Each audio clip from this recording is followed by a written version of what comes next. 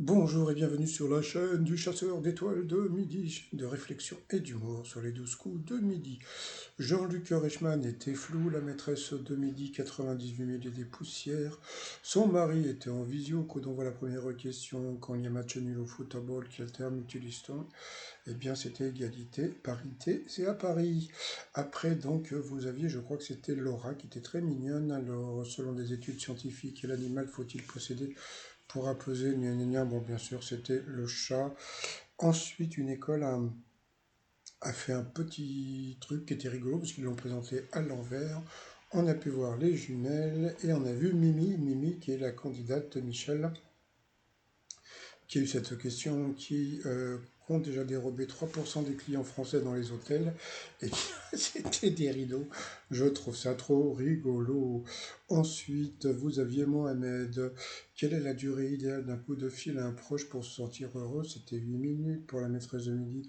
Pourquoi les cigognes claquent-elles du bec? Donc elle a dit pour les nettoyer, c'était juste pour communiquer, donc elle est passée à l'orange. Pour Laura, comment Margot Robbie a-t-elle réussi à convaincre Martin Scorsese de l'engager pour le film Le Loup de Wall Street? Eh bien, en giflant Leonardo DiCaprio. Ensuite, eh bien, Michel a dansé avec son mari, Jean-Luc Reichmann a dansé avec Laura, et puis Mohamed a dansé avec la maîtresse de midi. C'était le... Comment ils appelaient ça avant? C'était pas la minute américaine quand il y avait le slow, il y avait un nom comme ça. Alors, le quart d'heure américain. Qui a donné l'idée au créateur de Mythique de créer son site de rencontre? Eh bien, c'était ses témoins de mariage, je crois. Sur cette question, Michel est passé au rouge. Qui dit rouge dit duel. Elle a pris Mohamed en duel, qui est tombé sur une question tordue. À la couleur de quel animal s'applique l'adjectif louvé? Ah, il est parti sur la louve, hein, sur le loup tout simplement, et pas du tout, eh bien c'était le cheval. Voilà, quand on veut piéger un candidat, c'est comme ça qu'il faut faire. C'est pas le genre de question que peut avoir la maîtresse de midi. Donc ensuite, Michel, Céline et Laura sont retrouvés pour le coup par coup. Alors, c'est parti. Il y avait des questions qui étaient assez intéressantes aujourd'hui. Alors bon, ça, quelle définition renvoie à un mot commençant par bu? La mauvaise réponse, c'est Laura qui l'a donné. C'était l'enveloppe de la châtaigne qui n'était pas la bug, mais le bog.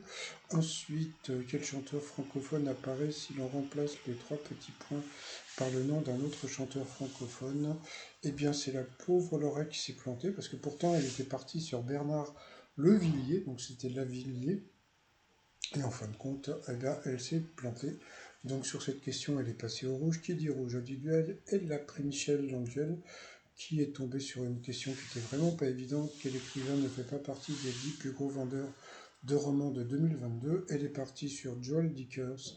La maîtresse de midi est partie sur Amélie Nothomb. Mais bon, comme je dis toujours, c'est pas elle qu'on posait la question. C'est jamais pareil quand voilà, comment passons donc, et puis donc elle avait la bonne réponse, donc voilà, Michel a été éliminé et Laura va se retrouver face à Céline pour le coup fatal. Entre-temps, ils ont balancé la pub, et pendant la pub, qu'est-ce qu'il y avait? Il y avait Léo Mattei. Tiens, c'est rigolo, il n'en a pas parlé aujourd'hui, pourtant c'est jeudi. Alors, on va voir s'il va en parler encore. Allez, retour de pub et première question du coup fatal pour la maîtresse de midi. Les héritiers Jackson et Hilton ont le même prénom, lequel? Donc c'était Paris. Pour Laura, quels organes sont associés à la braise? Elle a dit le foie, c'était un regard de braise, mais bon, voilà, donc elle est partie sur un... Elle était mignonne, mais un peu hystérique, mais du bon côté. Donc elle était assez rigolote. Par contre, regardez, elle était rigolote. Par contre, regardez la tête de la maîtresse de midi pendant tout le questionnaire, vous allez voir. Elle tirait une gueule pas possible. Quel adjectif qualifie la face de la Lune qui se situe du côté opposé de la Terre, donc la face cachée, j'imagine. Ensuite, regardez encore la tête de la maîtresse de midi. Quelle ville marocaine est l'anagramme du mot argent? Elle n'a pas trouvé, pourtant c'était super facile. C'était Tanger. Quelle brune amatrice de pommes nettoie la maison de timide et simplet? Voilà, des questions. Je veux dire, pour les gens encore qui doutent, hein, et qui pensent que les candidats ne sont pas désavantagés, donc vous voyez, elle a une question de bébé, puisque c'est Cendrillon, non je déconne, c'est Blanche-Neige. Ensuite, bon, bah, comme on a pu voir, regardez encore la tête de la maîtresse de midi.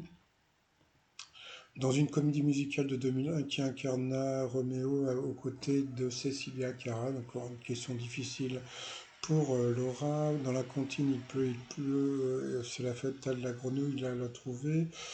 Pour la maîtresse de midi, dans quel film de Fritz Lang des malfrats traite-t-il d'un tueur d'enfants? C'était M. le maudit. Quand vous savez, sur les mains, il y a un côté, vous avez Love et l'autre côté, vous avez Hate. Voilà. Ensuite, quand on prête son stylo et qu'on désire la récupérer, on dit parfois qu'il s'appelle Revient. Il y a un truc qu'il faut savoir, il y a plusieurs années, j'avais déposé la marque, il s'appelle Revient. Je vous jure que c'est vrai. C'était parce que j'avais vendu le stylo qui s'appelle Revient. C'est pas des conneries, j'avais déposé à les NPI quand ça coûtait pas trop cher encore à l'époque. Quel couple de comiques est en tête d'affiche du film Halal Police d'État? Donc bien sûr c'était Eric et Ramsey. Une belle merde ce film. En français, quel pronom personnel emploie-t-on à la deuxième personne du pluriel? Aladino, c'était vous. Voilà, donc elle est encore partie sur son côté un petit peu hystérique, mais regardez la maîtresse de midi. Alors bon, il y en a qui vont dire qu'elle est... mais moi je dis qu'elle fait la gueule.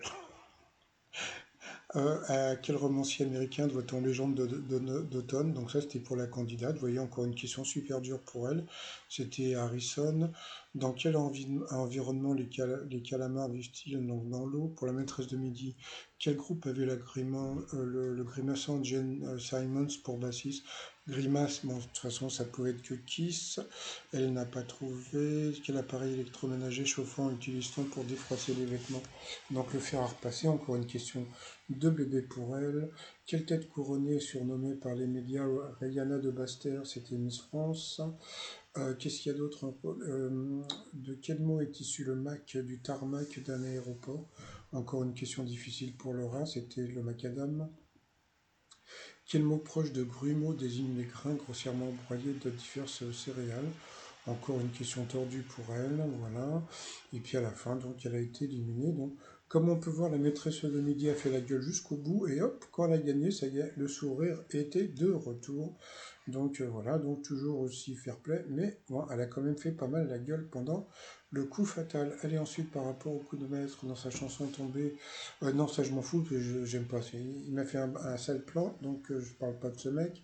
Qui est aidé dans sa dernière aventure par Kitty Pett de velours? C'était le chapeauté. Ensuite, quel métal tient son nom d'un mot latin signifiant arc-en-ciel? Elle a dit l'iridium, c'était ça, bravo.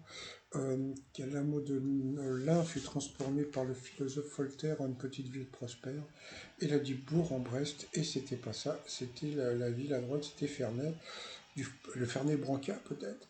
Donc sur cette question, eh bien, elle a perdu une étoile et un zéro, donc elle ne va pas pouvoir dire qu'elle est dans l'étoile mystérieuse. Mais bon, j'ai eu une info, vous allez voir, c'est assez rigolo. Quel nom donne-t-on au syndrome des cheveux très abîmés par des produits capillaires agressifs? On ne savait pas, elle a dit l'autre au pif. Et c'était les cheveux chewing-gum, et c'était ça. J'avais jamais entendu parler de ce truc. Bon, regardez la tête qu'elle a. Là, elle a l'air étonnée d'avoir trouvé la bonne réponse. C'est vrai que les cheveux chewing-gum, c'est du n'importe quoi, mais bon, pourquoi pas, elle a quand même gagné 1000 balles. Ça lui fait 500 balles dans la poche. Donc par rapport à l'étoile mystérieuse, on voit toujours le terrain de foot avec l'immeuble dans le fond. Donc comme vous le savez, dans l'étoile mystérieuse, eh bien c'est Timothée Chalamet, donc l'acteur. Et je vais vous sortir un nouveau scoop. Eh bien la maîtresse de midi va trouver l'étoile mystérieuse avant la fin.